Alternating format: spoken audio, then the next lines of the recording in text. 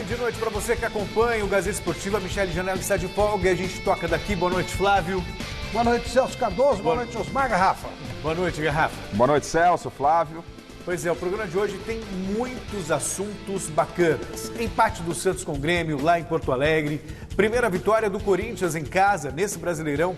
Entrevista com mais uma promessa de medalha nos Jogos de Tóquio e a preparação das grandes equipes de São Paulo para a rodada de final de semana.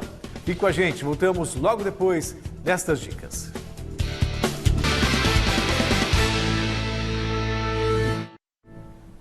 E nós estamos de volta já com a enquete do dia.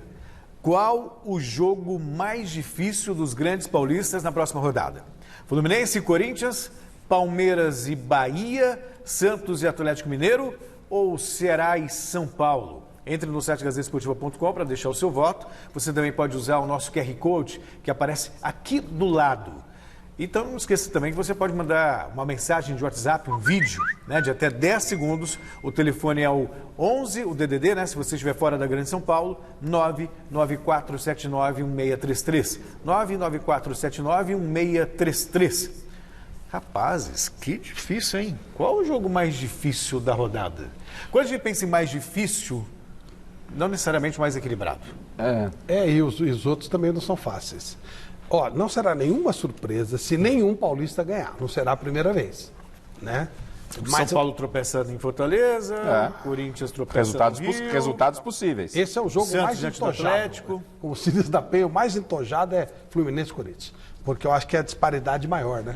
Disparidade maior. O Santos e Atlético Mineiro, óbvio que o Atlético é bem melhor, mas não está mostrando. E o Santos está. O Corinthians melhorou um pouquinho, mas acho que o pior jogo é Fluminense e Corinthians. É o mais chato. E para você, já? Então, eu assim, como disse o Flávio, né, os jogos são todos complicados. São todos jogos complicados. Hoje não tem jogo fácil no Brasileiro. Você pode pegar o líder com a lanterna que o jogo acaba sendo equilibrado. Ganhou do Atlético. Então, eu vou... Até o do líder, que é paulista, segunda-feira é chato. É Atlético Goianiense e Red Bull. Eu olhando aqui a tabela, eu vou talvez com aquele que pode dar uma repercussão.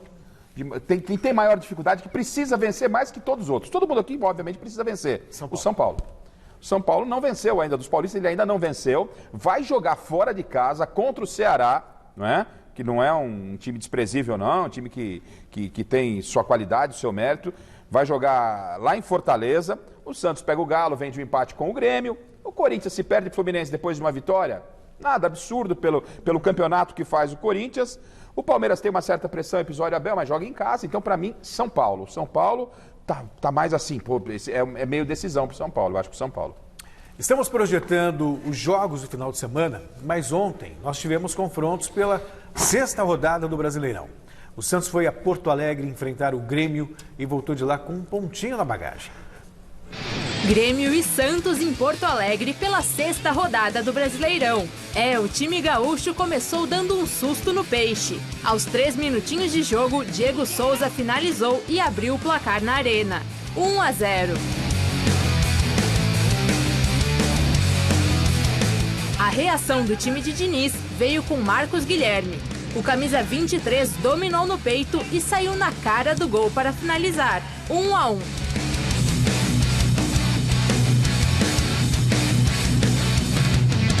Já o tricolor insistiu no ataque e conseguiu a vantagem no final da primeira etapa.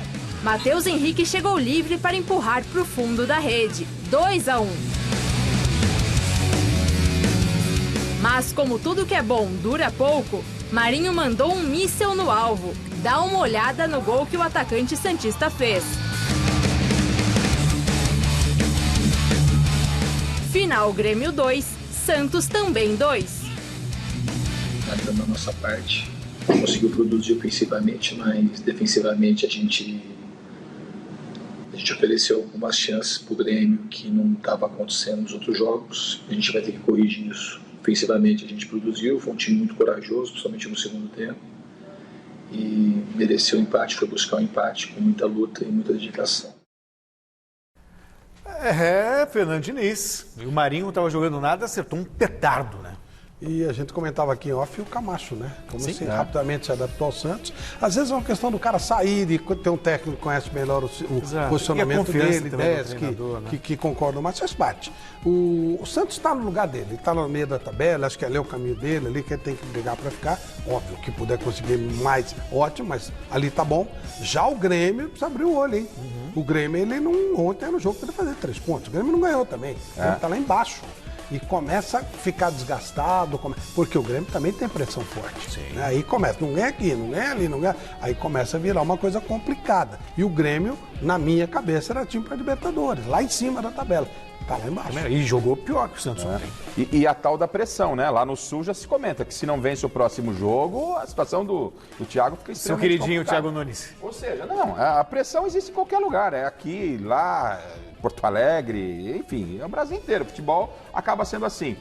Assisti o jogo, gostei, foi um jogo interessante. O Santos fez uma partida dentro daquilo que pode fazer. O Camacho, como bem disse o Flávio, tá mais à vontade com o Diniz. E gostei também da coletiva do Diniz, quando o Diniz ele se atentou ao fato que o Santos ficou em alguns momentos muito exposto ao Grêmio.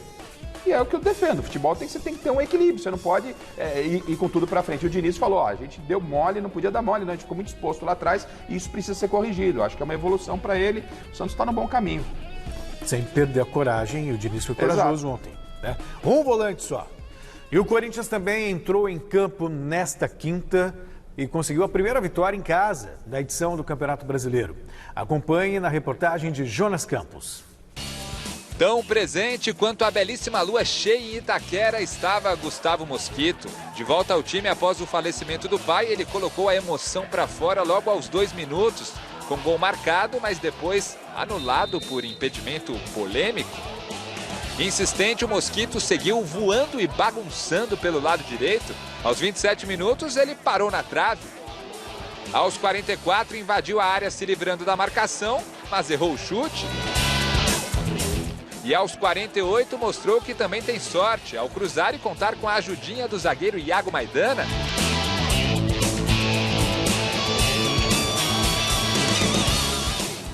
(1 a 0) com festa e apoio para o camisa 19.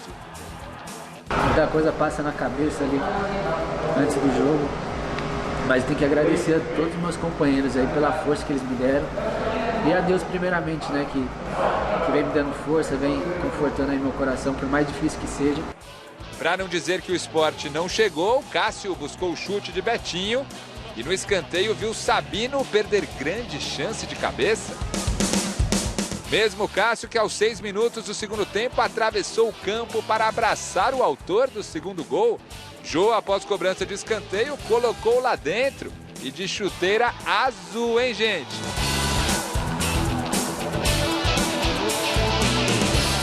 E ele só não fez mais um após boa trama do ataque, porque a bola parou na trave. A vitória, que parecia tranquila, ganhou ares de sofrimento após o Sport diminuir com treles de cabeça, mas ficou nisso, 2 a 1 e fim de papo. Depois de 3 derrotas seguidas aqui na Arena, ufa, o Corinthians desencanta e conquista a primeira vitória sob o comando do técnico Silvinho, aqui em Itaquera. O jogo acho que é um capítulo à parte, a gente pode falar depois sobre o jogo em si. Mas até que o Corinthians não vencia em Itaquera.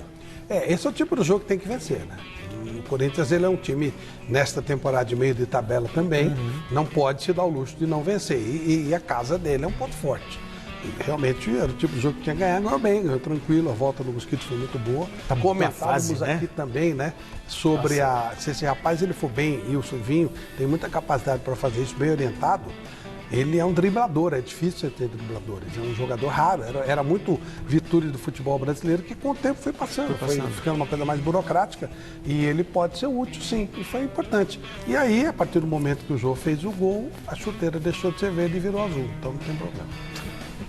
Foi o melhor jogo do Corinthians nas mãos do Silvinho, isso é inquestionável, não é? Você vai, com o tempo ele vai tentando ajustar o Corinthians. Era um jogo do campeonato do Corinthians, o Sport é um jogo do campeonato. Quando você joga com Palmeiras, com Flamengo, é outro campeonato, né? São equipes que brigam por coisas diferentes do Corinthians. Então, a importância de ter vencido. E a gente vive em meio a muitos preconceitos, né? Se contrata um Luiz Alberto, que ninguém conhece, esse Luiz Alberto eu não conheço. Contrata um tal de Mosquito. Eu gosto dessa história, desses nomes aí mais raiz e tal. Mosquito, Corim, Mosquito. Os caras desdenharam demais do Mosquito. O Mosquito, numa primeira passagem, não foi tão bem. Ele volta ao Mosquito e tem tudo para ser xodó da Fiel. Isso aí. Ele é o diferente. O Flávio estava falando há pouco aqui com a gente aqui. Ele quebra linhas, vai para dentro, ele mostra algo mais. E não só por isso, Garrafa, porque ele quebra as linhas, é driblador, está numa fase incrível, mas também ajuda quando não tem a bola. Ele lembra muitas vezes até o Romero, quando não tem a bola, ajudando o lateral, ajudando a marcação. E quando o Corinthians perdeu o Romero, nunca mais se acertou. Exato. E a gente sempre falou, não, essa garotada precisa ter foco e tal. O Mosquito, ele teve um problema seríssimo, perdeu o pai por Covid, né? E o cara não perdeu foco, ficou ali no resguardo no final de semana, voltou e foi um dos melhores em campo. Pra mim, de novo, com o mesmo futebol, não deixou cair o futebol. Então vamos ficar de olho nele, a torcida corintiana abraça esse tipo de jogador, não precisa ser nem craque, gênio, mas é um cara que tem tudo aí pra dar certo no Coragem, vai pra cima. Coragem, vai pra dentro, vai pra dentro. É isso aí. O Jonas Campos está hoje no Parque São Jorge e chega com a repercussão dessa vitória de ontem sobre o Sport. Mesmo contestado, que eu não vejo muita razão, o Jô tem números importantíssimos com a camisa do Corinthians, né, Jonas? Conta pra gente. Grande noite pra você, meu querido.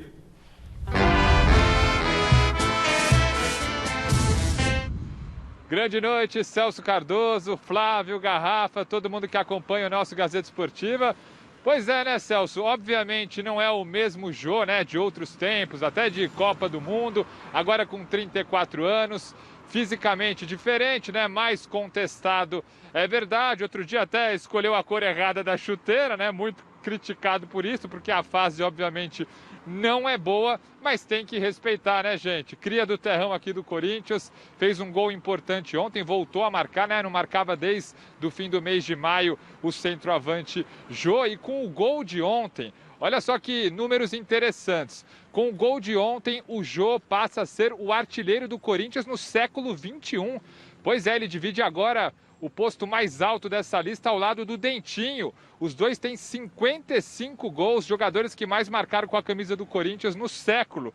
O terceiro colocado dessa lista é o Paulo Guerreiro, que tem 54 gols. E não para por aí não, com o gol marcado ontem, o Jô fica muito próximo de assumir também a artilharia da Neoquímica Arena. Hoje o artilheiro da Neoquímica Arena é o paraguaio Ángel Romero, né? Ele tem 27 gols marcados lá em Itaquera.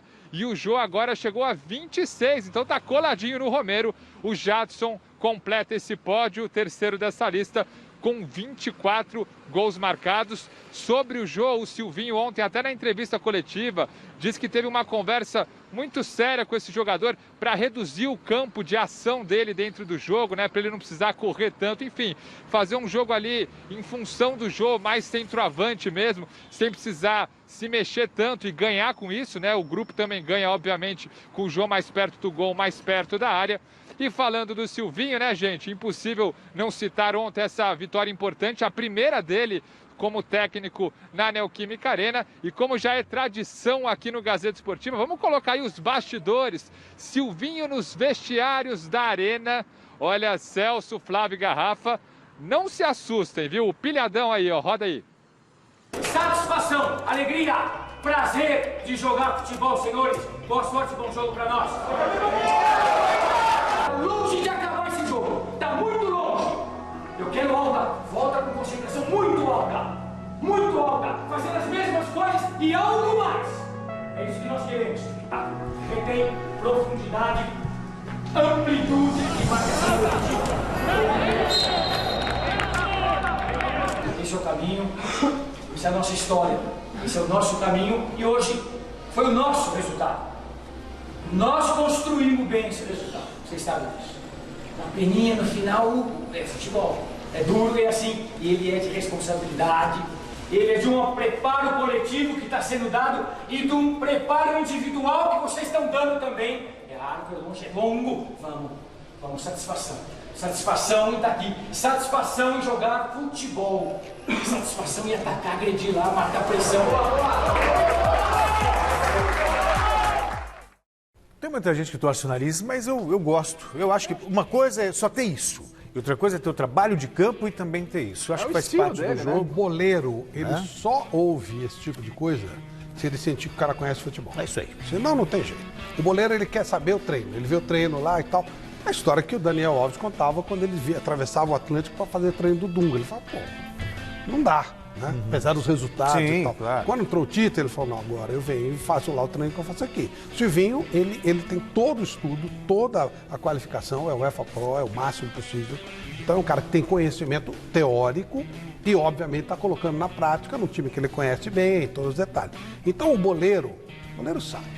É que nem jornalista quando ouve o cara, esse cara é bom. Você já sabe que é pé de rato, né? É isso aí. Então ele vê, eles viram que ele conhece. E aí sim, você pode também fazer a sua parte do escuta, a parte emocional, de tudo. Mas se for só isso aí, não funciona. Não é só isso, é bem mais que isso. E ele achou um lugar pro Jô, né, Garrafa? Um exemplo é o Jô, né? Porque a gente sabe que o Jô tá com pouca mobilidade, não tá com o mesmo pique que tinha, tá um pouquinho acima do peso. Se não tá acima do peso, perdeu mobilidade, isso é verdade. O Silvinho tá achando uma forma de aproveitar o Jô e tá aproveitando da melhor forma possível. Por isso não tem um centroavante. Isso aí. O João fica toda hora jogando bola na área, seja rasteiro, seja por cima, você tem que ter uma aquela história de falso 9 pro Luan não dá certo. E agora é legal, porque o Silvinho nasceu no terrão. O Silvinho é do Corinthians, ele chegou, tal, ele continua ainda lá na estica. Mas você viu na pré-eleição no final como é que já tava a manga? Sim. Já tava com cara de Corinthians, né, Tim? Já tava solta, já tava raiz, já tava, final do jogo ele já tava descabelado, né? Tava do jeito que a Fiel gosta. Mais ou menos descabelado, porque não tá com pode dizer, não, né? Roupa, né? A roupa ali, tava tudo bagunçado, né? Vamos lá, olha.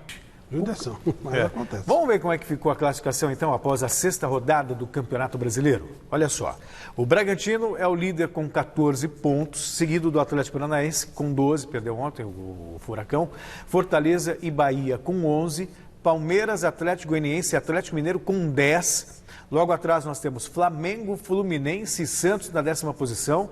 Virando a página, aparecem Corinthians, Ceará, Internacional, Juventude, Sport e Cuiabá.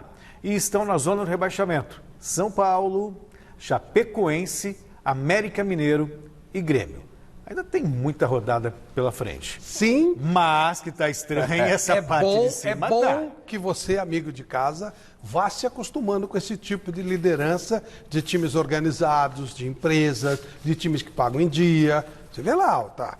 O Red Bull, que é o que mais paga, que é o time do futuro, não tem erro, talvez seja o time já do presente. Mais rápido do que se esperava. Depois você tem Atlético Paranaense, outro time estruturado. Bahia, outro time estruturado. Fortaleza, outro time estruturado.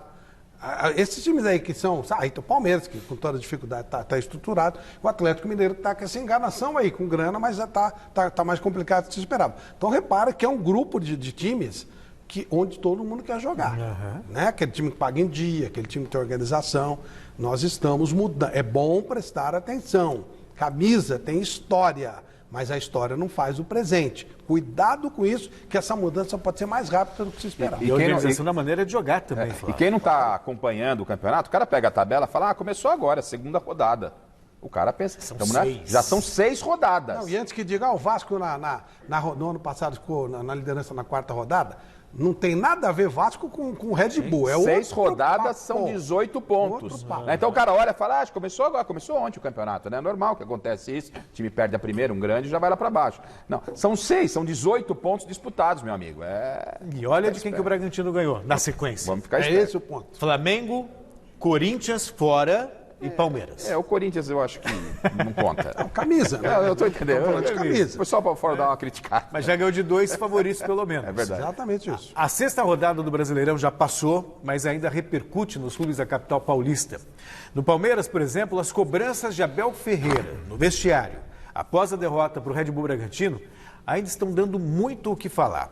E o Celso Ardengue está na nossa redação, na Central de Esportes, para falar sobre os desdobramentos dessa entrevista. Grande noite para você, meu xará. Grande noite, Celso. Grande noite para você, para todo mundo que está acompanhando aqui o nosso Gazeta Esportiva.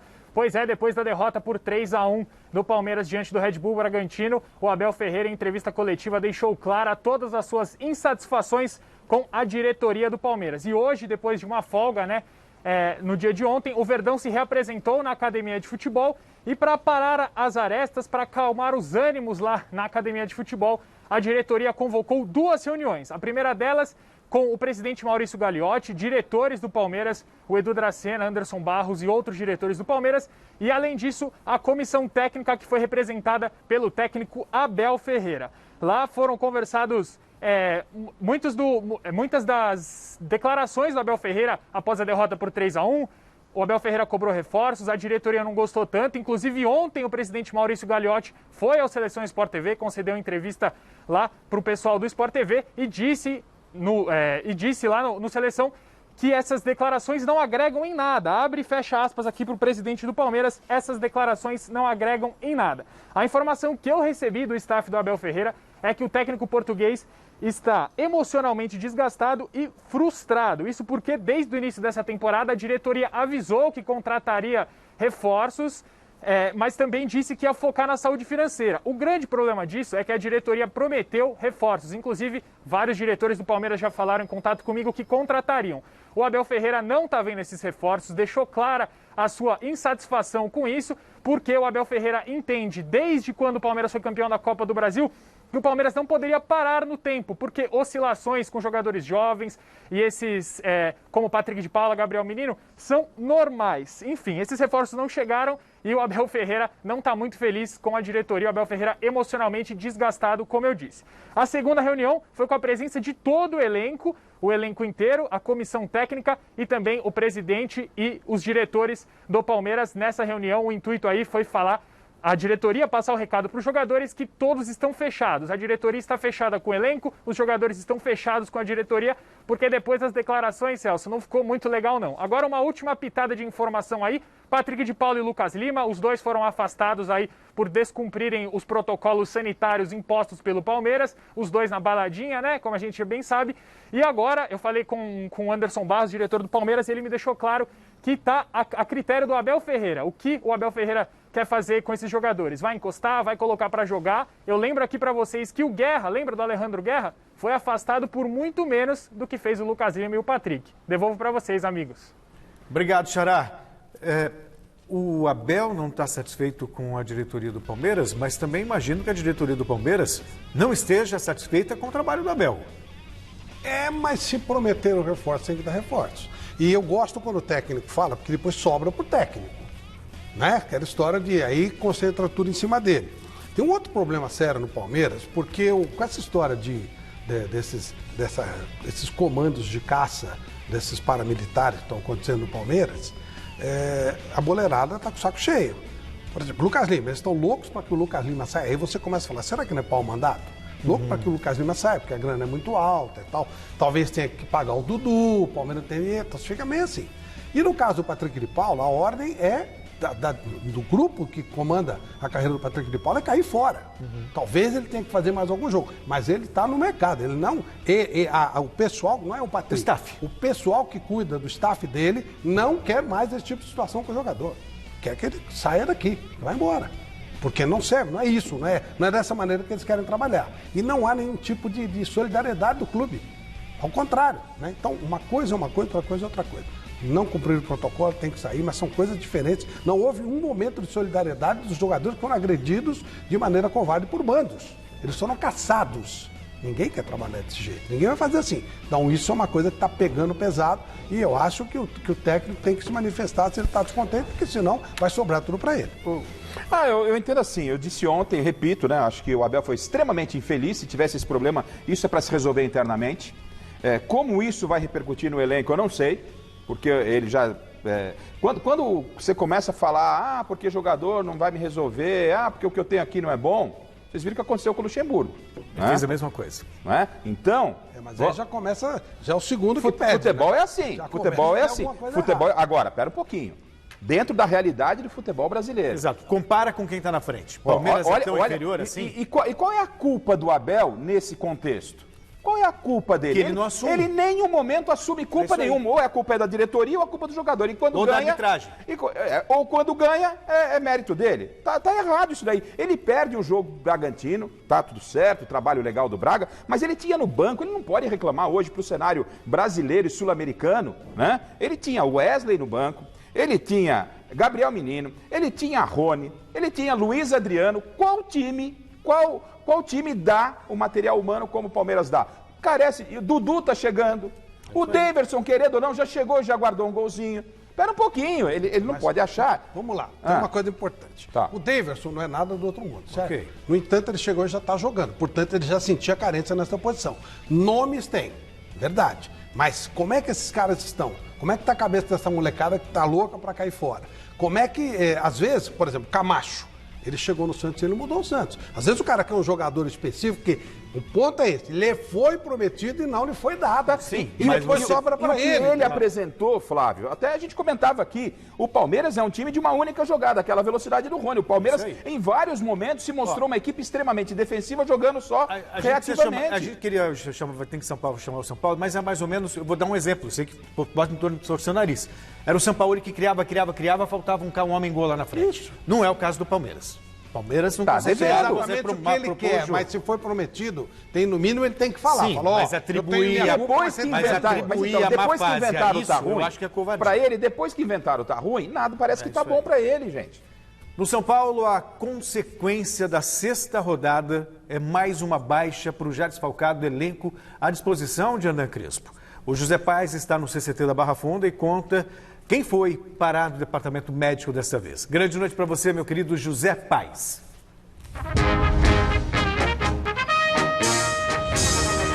Grande noite para você, Celso, para todo mundo que está acompanhando aí o Gazeta Esportiva.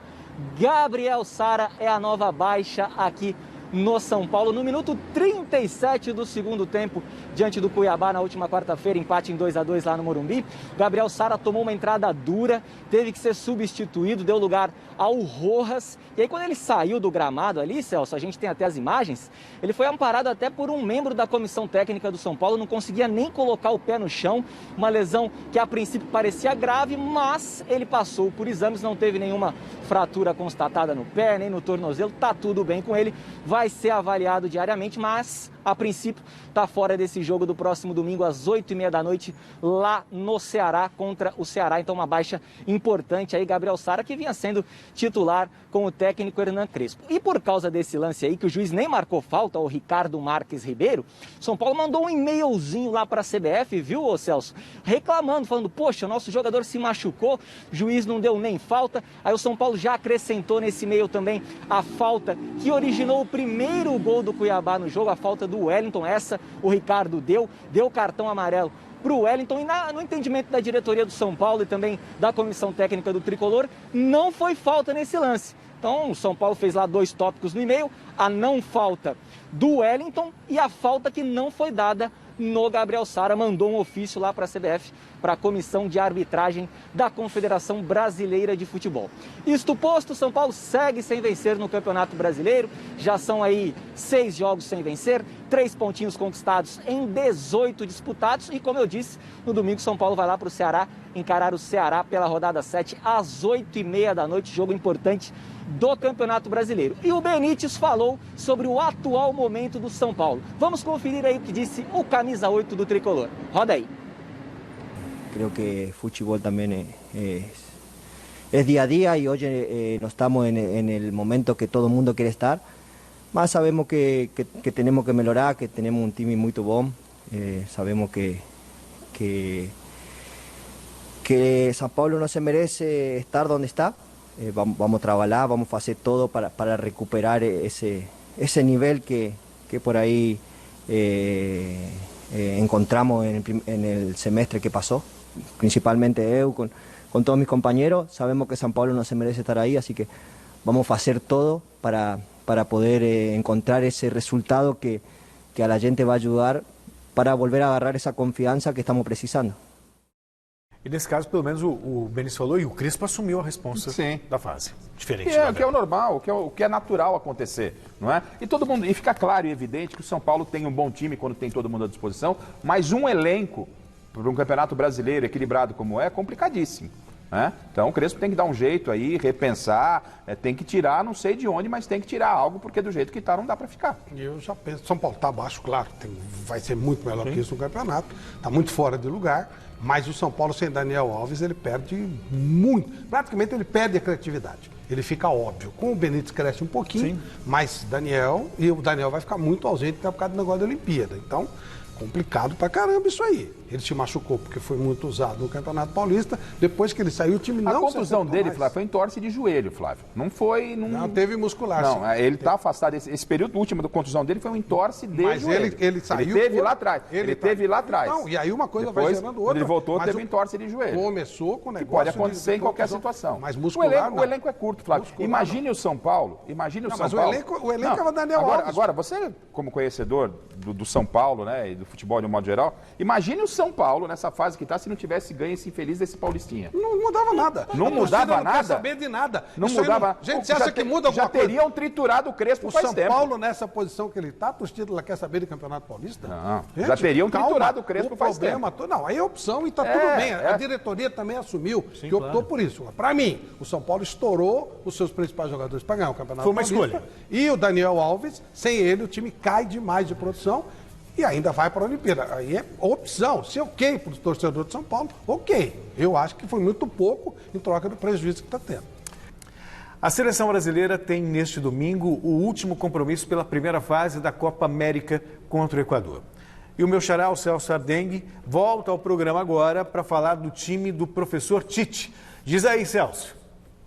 Pois é, meu xará, o negócio é o seguinte, o Brasil, como você bem disse, enfrenta o Equador às 18 horas nesse domingo para encerrar a preparação, né, a fase de grupos, na verdade, da Copa América. E o Tite, é muito claro que está usando essa fase de grupos para testar alguns jogadores em diferentes posições. O caso mais claro e óbvio é o do Lucas Paquetá, o meia do Lyon, que foi muito criticado aí após a convocação, mas vem desempenhando muito bem. Ele concedeu entrevista, né, o Lucas Paquetá, hoje, nessa sexta-feira, e comentou sobre a disputa de posição com um cara que joga muita bola também, que é o Everton Ribeiro, lá do Flamengo.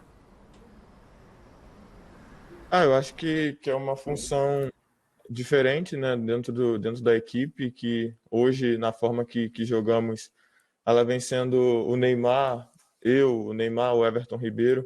A gente tem esses criadores que na nossa cabeça e o que o Tite passa para a gente depende do Neymar e de quem está ali, o Everton Ribeiro, para ajudar nas construções das jogadas. E é uma posição muito importante que eu tenho certeza que, independente dos nomes, quem estiver entrando ali vai estar com a responsabilidade de criar e estar ajudando o Brasil.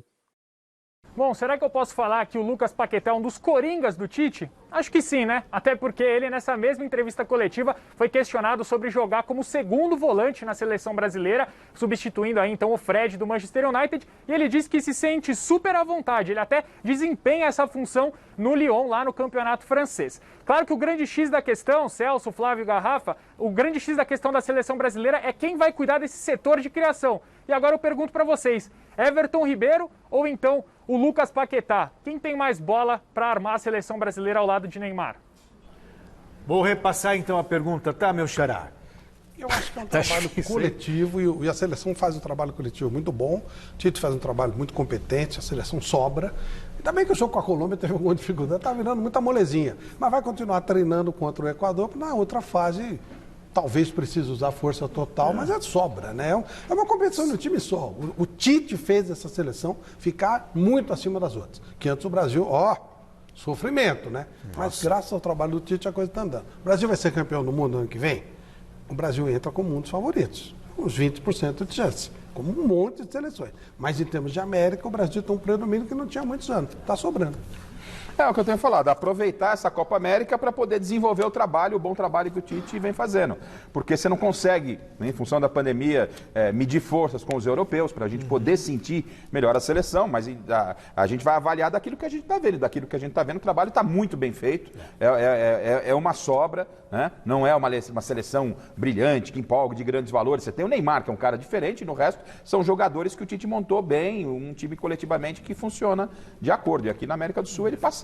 Parafraseando o Bruno Henrique, jogar com o europeu é outro patamar. Celso, só uma coisinha aqui, só uma pausazinha. Claro. Quem puder, quem gosta de tática, não liga, mas quem gosta, assista a Itália jogando amanhã. 1h contra a Áustria. É um show. É o guru do Silvinho, Roberto Mantini. É uma delícia. Tudo que a seleção italiana faz, tudo é ensaiado. Mas com leveza. É lindo ver a Itália jogar. Pode até perder o jogo amanhã, que às vezes acontece. Mas é uma delícia. Mais de 30 jogos sem perder. É delicioso ver a Itália jogar. É a minha favorita. Falta menos de um mês para a abertura dos Jogos Olímpicos de Tóquio. Isso mesmo. E hoje vamos conhecer um jovem de apenas 24 anos, mas com muita experiência defendendo as cores do Brasil pelo mundo. Agora com vocês, Igor Coelho, campeão pan-americano de badminton.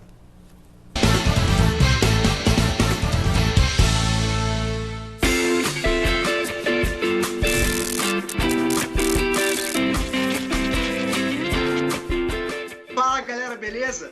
Meu nome é Igor Coelho, eu sou atleta de badminton e estou no aquecimento Tóquio 2021.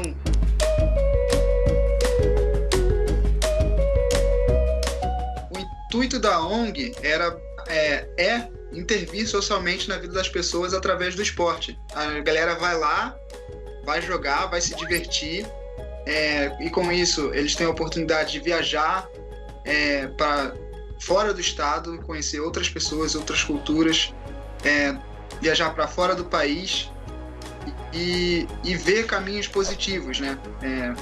Na comunidade a gente tem dois caminhos, o caminho das drogas e o caminho do bem, o caminho de quem trabalha conquista, ser professor, advogado, atleta olímpico, e esse é o intuito do projeto do meu pai.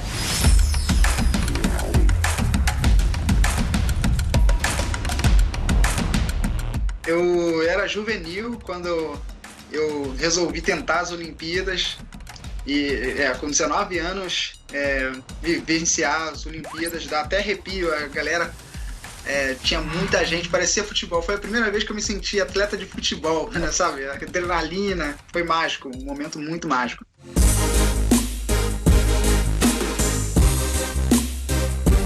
Eu usei a experiência dos Jogos Olímpicos da Rio 2016 nesses Jogos Pan-Americanos. E dessa vez eu já sabia como é que era, então eu fui focado justamente em não me distrair, viver aquele momento e deu certo, né?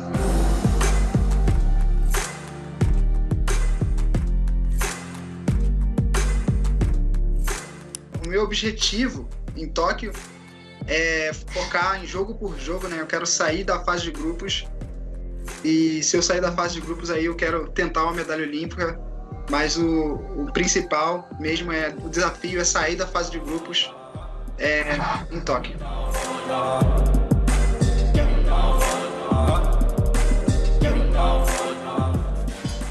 Subscrevo. Recados pelo WhatsApp. Pode rodar. Boa noite, Celso e amigos. Eu acho que o jogo mais difícil vai ser o do São Paulo. O São Paulo está numa fase muito ruim, então o jogo mais difícil vai ser o do São Paulo. Emerson de Itaquá. Eu tinha Chopin de Itaquá. Celso, me dá a caneca, por favor. Beijo, Celso. Boa noite, pessoal da Gazeta.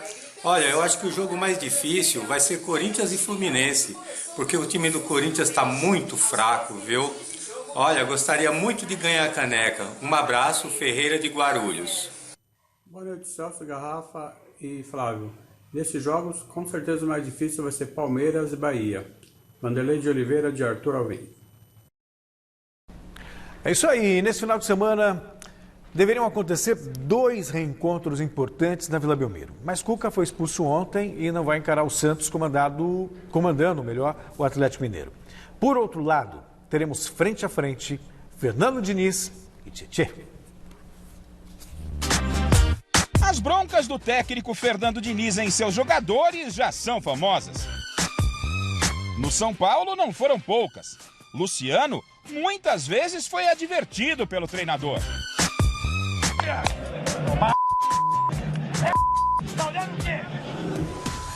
A mais recente e marcante bronca em atleta foi a que ele deu em Tietê, quando ambos trabalhavam no tricolor. Quem não se lembra?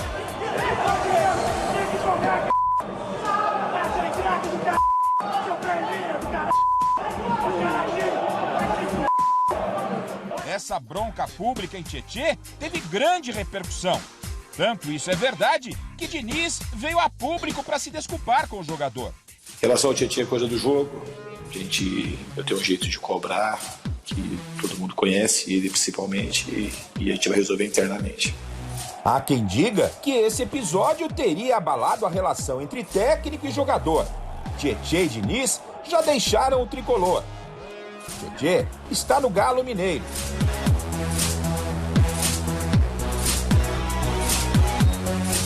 Fernando Diniz no Santos.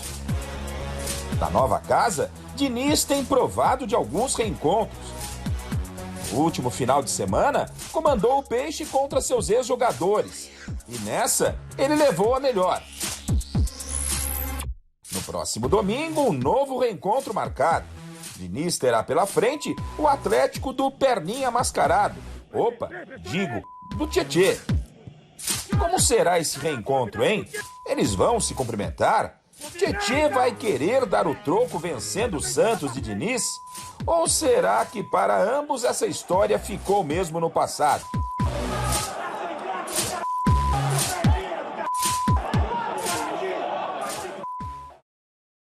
Fala aí, seu Perninha. A possibilidade dos dois se abraçarem no começo do jogo é enorme.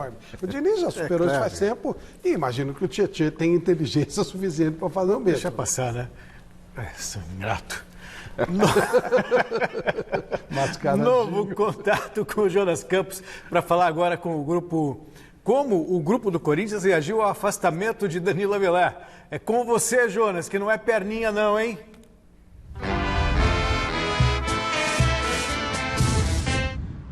Aqui não, Celso. Aqui é jogador humilde, sem essa de perninha mascarada. Pois é, Celso Cardoso. Semana tensa, né? O Danilo Avelar protagonizou um caso de racismo em um jogo online. O Corinthians anunciou já a rescisão de contrato, né? Agora negocia, principalmente em relação à multa desse jogador, que hoje é de 7 milhões de reais. O Avelar, inclusive, segue frequentando o CT Joaquim Grava em fase final aí de recuperação de uma lesão. Mas o Silvinho, ontem, na entrevista coletiva pós-jogo, falou como é que foi gerenciar essa história toda diante do elenco do Corinthians. Olha só.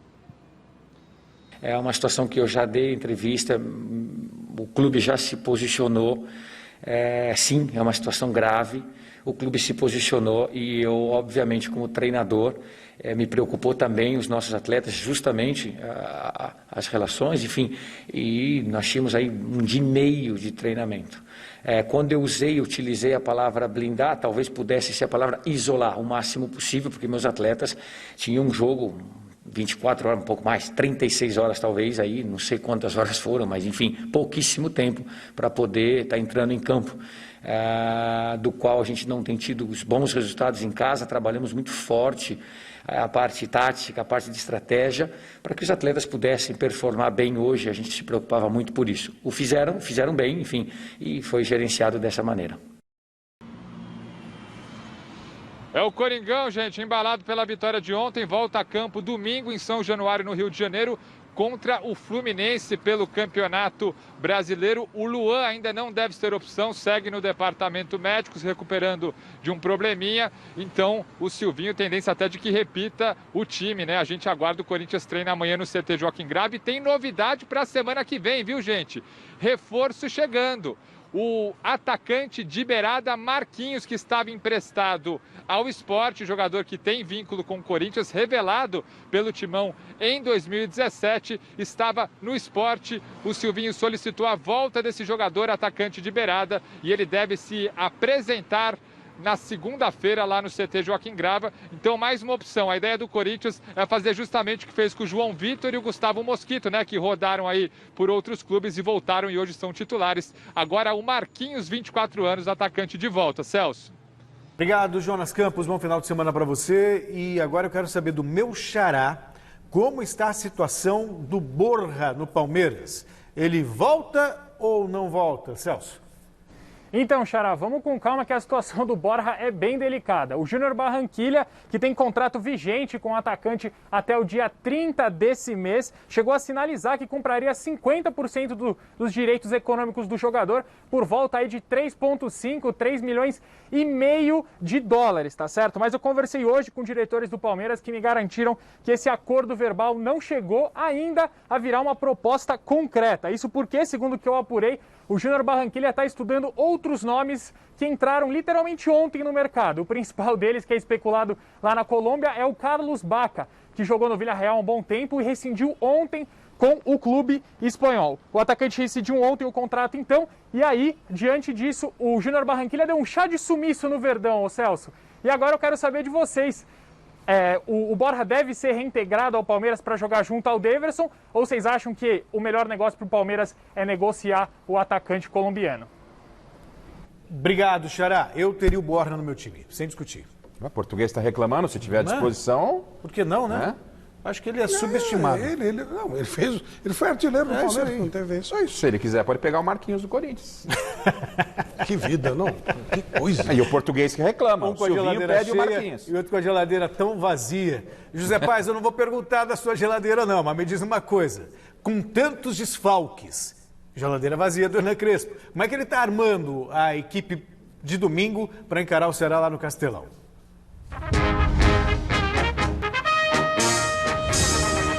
Deixa esse papo de geladeira para lá, Celso. Vamos tentar, então, escalar o provável São Paulo que entra em campo domingo contra o Ceará às 8h30 da noite. Escalação na tela para vocês aí, olha só.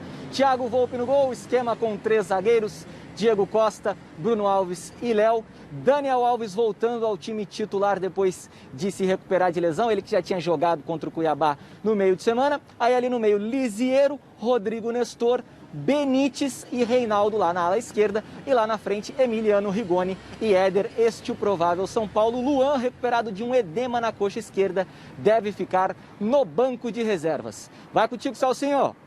Valeu, forte abraço, bom final de semana para você, José Paz. Eu vou falar uma coisa, talvez vocês discordem de mim. Eu acho que o Luan faz falta nesse time. Tá feia a coisa, então, né? Não, o cara da marcação. Jogador, mas, caramba, se o Luan faz falta a ponta do São Paulo tá na zona de rebaixamento, a coisa tá feia. A coisa tá brava. Não, por ter um elenco não tão grande, eu acho que o Luan é titular desse time. Eu entendo que ele acho que é o Daniel Alves, mas tudo bem. Não. Tudo bem. Mas é o todo, né? Daniel Alves. Mas o São Paulo é campeão paulista, não tem problema. Eu acho que ele quis cutucar, viu, Garrafa? Nada, é campeão paulista. Tá na zona de rebaixamento, não é campeão paulista. Tá bom. Viva o campeonato paulista. Resultado da enquete: qual o jogo mais difícil dos grandes paulistas na próxima rodada? E a maioria respondeu que é Santos e Atlético Mineiro, com 51% dos votos. Muito bem, ficamos por aqui. Garrafa, Flávio, forte abraço. Nos vemos no Mesa Redonda. Isso é maldade, não tinha mais tempo, mas tudo bem. Mas você não, você vai estar de folga. Aliás, não vou dar feliz aniversário antecipado, não. Domingo, então, nos vemos no Mesa Redonda. Fique agora com o Jornal da Gazeta. Forte abraço, bom final de semana. Tchau. Tchau, galera.